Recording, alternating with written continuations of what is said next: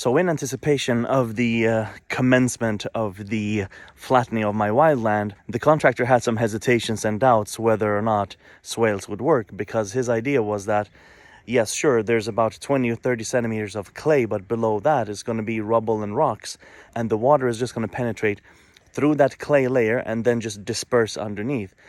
Now, my thinking is that even with 30 centimeters of clay, that would be 30 centimeters of highly saturated clay once the water has absorbed. So over there, where my boy is, we've made a little experiment. We've dug a hole and we poured in 8 liters of water to see how long the water is going to stay on the surface and before it absorbs. Now, it's been 23 minutes and there's still water on top, so it looks quite promising. And this is the initial swale that I made for the front garden. This is where we are, back of the house, and there's the gate of the property. And now we made a proper length for the swale. It's not leveled, but I think it's deep and sufficient enough to prove or disprove this idea of swales on this type of clay soil. Right now I'm gonna get started up here to do a second swale. Let me zoom out. It's gonna be from here across like this, benefiting this nispero tree. Let's get started.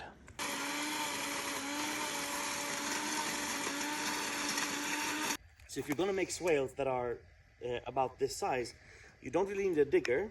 A tiller is perfectly fine.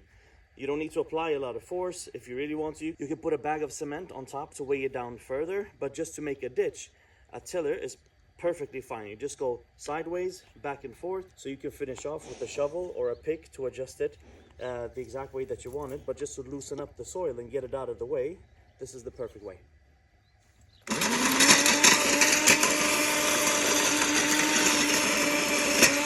You see, that is jumping. There we go.